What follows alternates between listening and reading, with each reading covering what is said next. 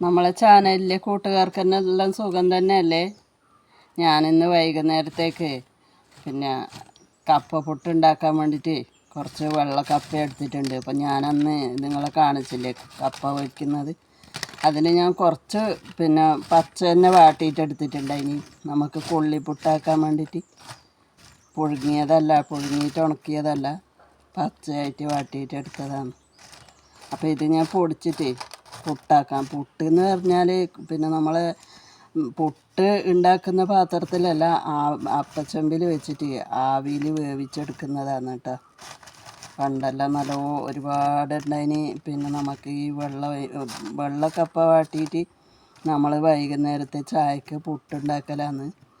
പിന്നെ മറ്റേ ഇതെന്ന് പറഞ്ഞാൽ പുഴുങ്ങിയിട്ട് ഉണക്കൽ, അത് പിന്നെ രാവിലെ ചായക്ക് ഉണ്ടാക്കാൻ വേണ്ടിയിട്ട്. ഇത് പെട്ടെന്നാവും.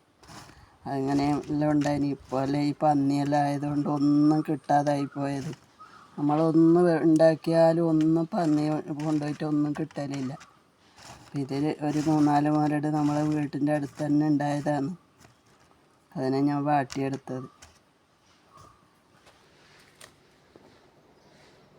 നല്ലതായി പൊടിച്ചെടുത്തിട്ടുണ്ട് കേട്ടോ. കപ്പ പൊടിച്ചെടുത്തിട്ടുണ്ട്. കപ്പ പൊടിച്ചിട്ട് കുഴച്ചെടുത്തിട്ടുണ്ട് കേട്ടോ, ഉപ്പും വെള്ളവും കൂട്ടിയിട്ട്. അപ്പം ഞാൻ പിന്നെ അപ്പച്ചമ്പിൽ വെള്ളം ആവിക്ക് വെച്ചിട്ടുണ്ട്. അതിന് വെള്ളം നല്ല വാങ്ങിൽ തിളച്ചു. അപ്പോൾ ഒരു വാഴയില വെച്ചിട്ട് അതിലത്തേക്ക് ഞാൻ ഇടുന്നതാണ് കേട്ടോ. കപ്പ പുട്ടായിട്ടുണ്ട് കേട്ടോ. അതിന് ഞാൻ ലേശം കടുക് പൊട്ടിക്കാന്ന് പറഞ്ഞിട്ട് കുറച്ച് എണ്ണ എടുത്തിട്ടുണ്ട്, കുറച്ച് കറിവേപ്പില, പിന്നെ കുറച്ച് തേങ്ങയും കൂടി എടുത്തിട്ടുണ്ട്.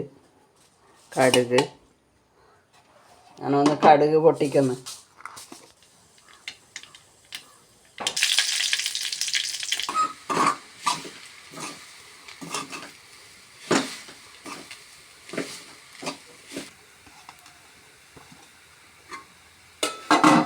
കപ്പപ്പുട്ട് റെഡി ആയിട്ടുണ്ട് കേട്ടോ.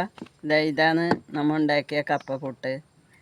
പിന്നെ കട്ടൻ ചായ, ഇതെല്ലാം ഒരു പഴയ കാല ഓർമ്മയ്ക്ക് വേണ്ടിയിട്ട് ഞാനിങ്ങനെ പിന്നെ കപ്പ ഉണക്കിയിട്ട് പുട്ടാക്കിയതാണ്.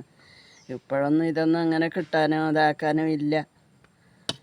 പിന്നെ കടയിൽ നിന്ന് ഇത്രയാണ് ഇന്ന് എൻ്റെ ഈ ഒരു ചെറിയ വീഡിയോ. എല്ലാവരും ഒന്ന് ലൈക്ക് ചെയ്യുക, ഷെയർ ചെയ്യുക, കമൻ്റ് ഇടുക. ഈ ഒരു വീഡിയോ ആയി നാളെ കാണാം.